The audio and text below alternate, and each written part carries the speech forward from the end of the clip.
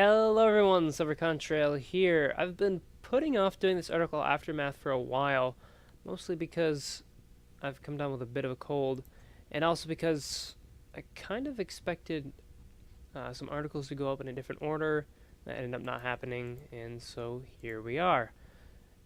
Anyways, last article I talked a bit about Heavy Storm and how it being gone impacts the side deck in a very big way. It definitely changes which cards are viable and which cards aren't viable. And it also changes the necessity of siding for Storm, in which case there isn't any. Uh, and this makes cards like Starlight Road go out of favor, cards like Dark Bribe go in favor. Uh, Lots of different changes. Things get kind of tweaked and turned around with Heavy Storm being gone now. And this is just after YCS Toronto. I'm recording this the next Tuesday after. So a lot of things happened at Toronto that was a little expected. It was some of the stuff was really expected. We knew was going to happen. We knew that Dragon Rulers were going to be there in force in some way.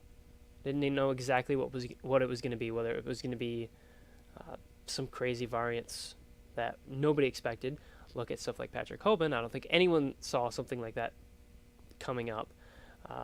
And more popular picks like the Plant Dragon builds, which were gaining a lot of hype and a lot of steam. Totally honest with you, I did not know what was going to top going in. I basically didn't make any predictions because I kind of threw my hands up in the air and I was like, I don't really know. The one thing I did say, and you'll see this in my article for this week, is that I said Skill Drain was going to be a really big card. And I was right.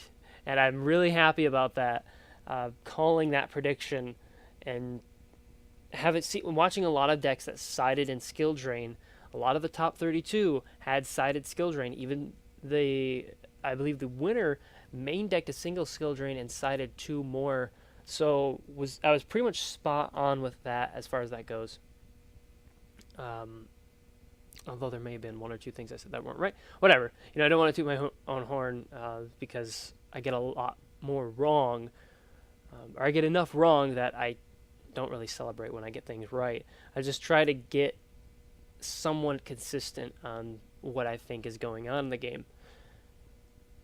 And, post Heavy Storm environments, it's odd to see decks going back to these very few set cards. Like, again, Dragon Rulers not really setting a whole lot, even though Heavy Storm is gone. Now they're running the Triple Typhoon, and they're doing really well still, and they've got the Blaster to deal with things. One of the things I did come across to say was that decks that have on-theme removal are going to be really solid. Again, Blaster is a big thing. You've got decks like Prophecy that have both Priestess and Fate. They've got the on-themed removal that they can search, that they can quickly access. They're not reliant on Typhoons, which is a big deal for decks that are trying to get a lot of +1s really quickly, and they don't want to simplify with the opponent whenever possible.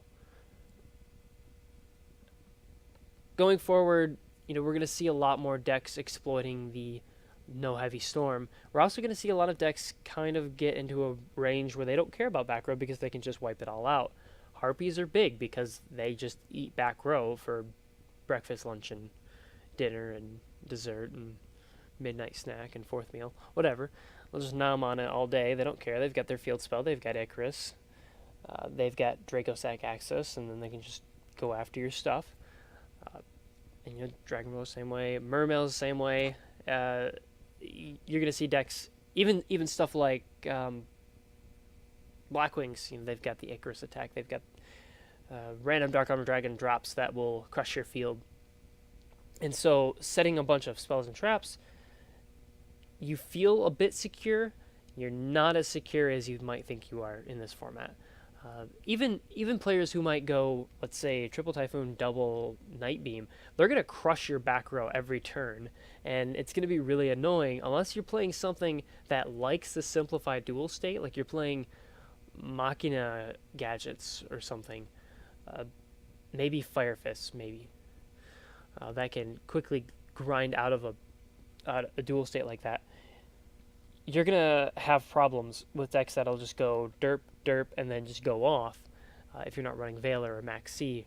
So you still are seeing Valor, you're still seeing Max C, those cards seeing play, even though there are alternatives you can play in your back row.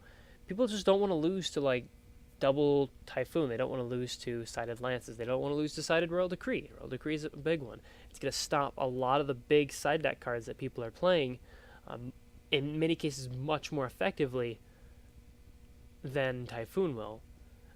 Like if they're siding skill drains, you side in your Decrees and there you go. But again, on-theme removal is king because it's generally more consistent, generally more searchable, more accessible, and it generally pushes forward with your game plan. So decks that have that removal, even if they're not maybe the strongest decks out there, if they've got that removal, they're going to be good enough that they can put forward a really good fight. They can be very competitive. Decks that lack that are really Evil Swarm, Constellar to an extent, and I guess Madolche as well. Decks that maybe the removal is either not direct, like Evil Swarm has Pandemic, which is a counter, but it's not removal, and that's somewhat of a problem.